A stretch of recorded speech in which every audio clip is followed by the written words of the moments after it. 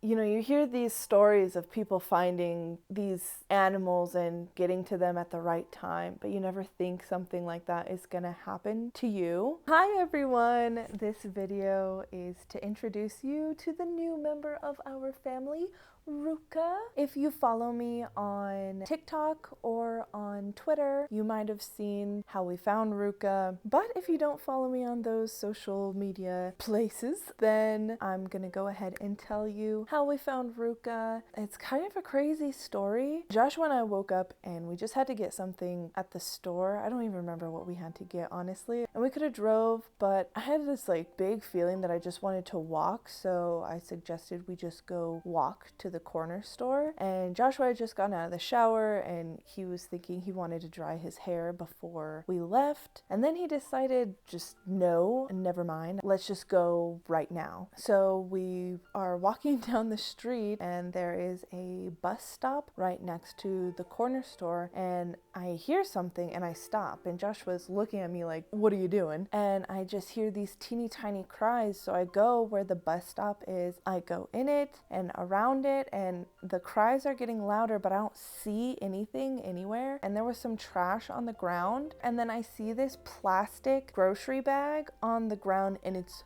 moving, and I'm like, oh my god, like there's gonna be like a rat in there or something, but I gotta pick it up. And so this plastic bag is double knotted, and I pick it up and I'm untying it, and I'm like, oh my god, there's a baby in here. And it's this teeny tiny kitten, smaller than my hand. And we just look at each other like, oh my god, oh, okay. So Joshua says, I'm gonna go in the store, get whatever we needed. And I'm like, okay, I'm bringing this kitten home. So I am like holding this bag, you know, open, so like it's getting air, and I'm like talking to it like, hi little baby, hi. And I get home and I put this like kitten down. I take the baby out of the bag and it's breathing so hard, and it's all like, I don't, wet probably from the heat, and then it was suffocating in that bag 100%, and there was gravel all over it. So I put like warm water in the faucet and I started just washing off this little baby. We got like a box and some blankets and everything, and we put it in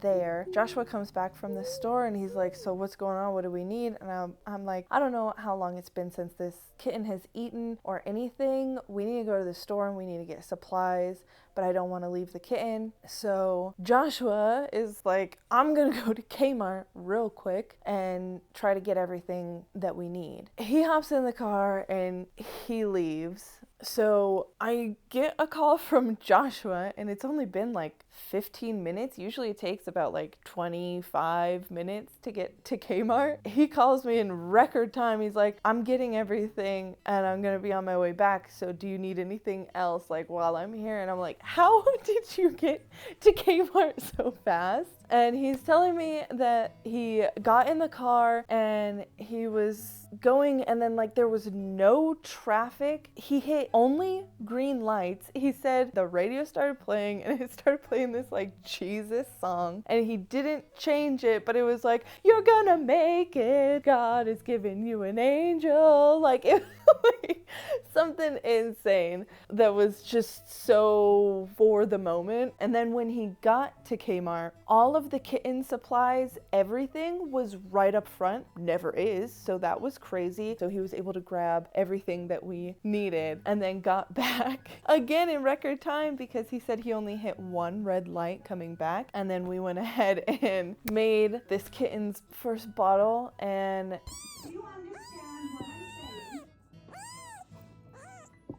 yeah, this baby was hungry. I have no idea how long it had been since it got to eat anything. I'm assuming its last meal was from its mother, because it was seriously maybe 5 days old.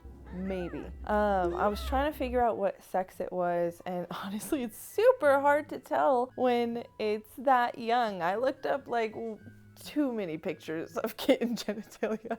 Like, it kind of looked like a boy, so we were calling him. We didn't have a vet yet, which I mean, it's good timing because Mimi was ready. Her year was like almost up to get her vaccines anyway. So, but I needed a vet because we needed to take this kitten in. We didn't know if maybe his lungs were damaged because breathing in that plastic bag for however long it was. We don't know if he was thrown on the ground or stepped on or anything. It was Sunday. Every vet on the island was closed. I found a couple of vets. One I found had like relatively good reviews, so I was like, okay, well, I'll call them in the morning when they open and see if I can get this little baby in there. So first night was all up to us. I was looking up videos on how to take care of a newborn kitten, and I said that they need food every 2 hours, even through the night. Make sure that they stay warm, you know, they can't control their own body heat. So I started feeding this kitten every 2 hours, and I look outside and it is a torrential downpour. So it was already super hot that day, and then the streets started flooding. So if we were not there at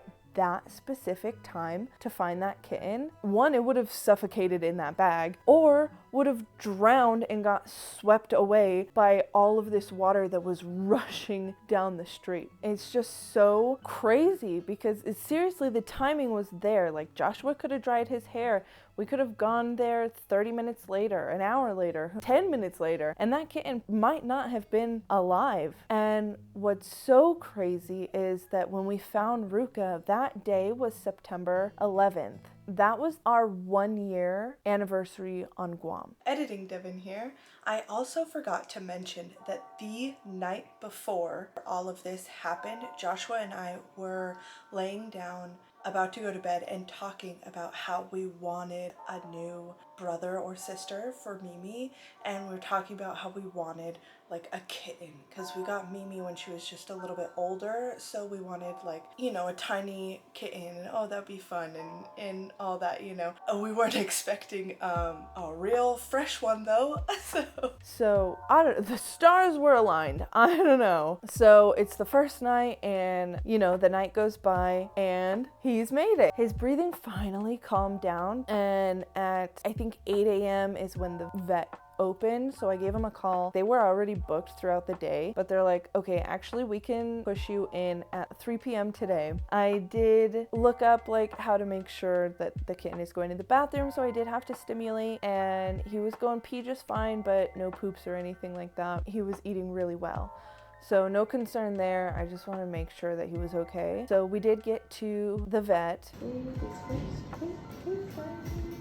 And so the vet comes in. This guy's awesome. It's Dr. Bob. He's Bobby?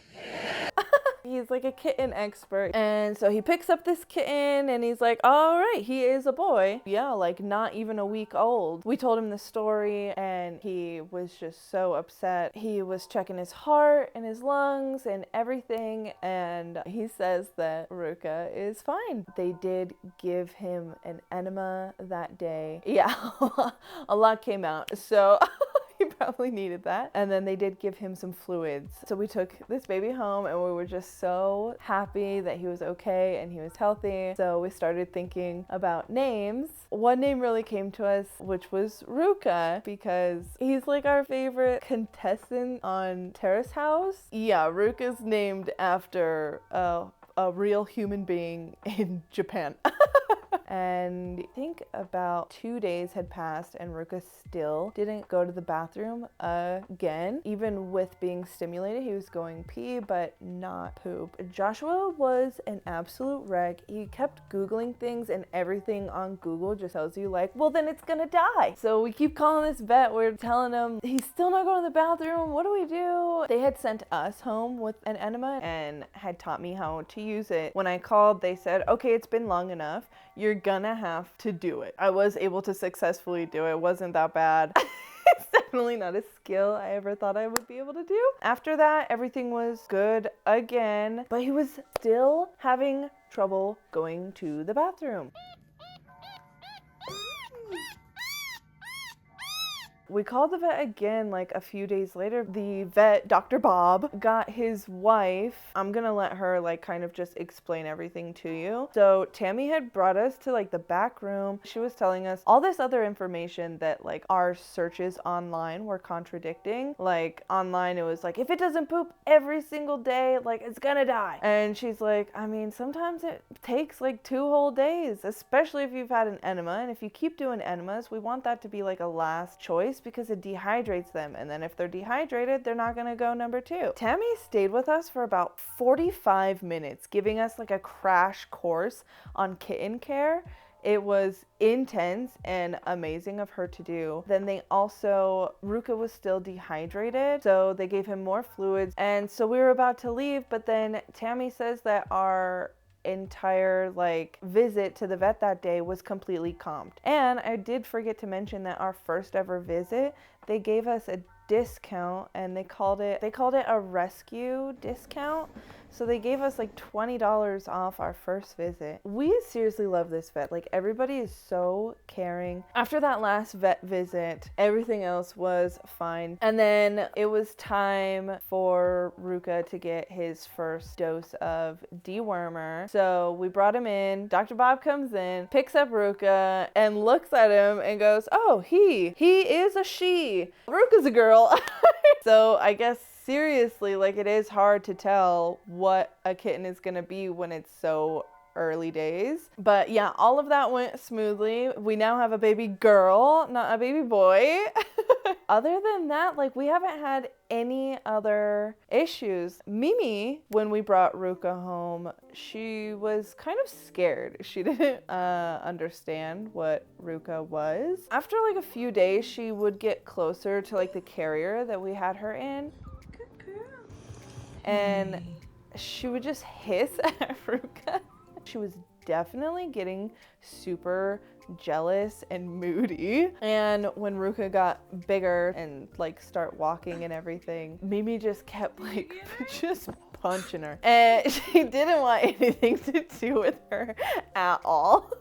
Joshua and I were on kind of like a time frame. We were leaving to go visit my family on like the middle of October. So we only had so many weeks to like set this kitten up so that Mom could take care of her and Mimi while we were gone visiting family. So it was kind of a race to get her potty trained and like eating on her own. She wasn't too stoked about eating solid food at first.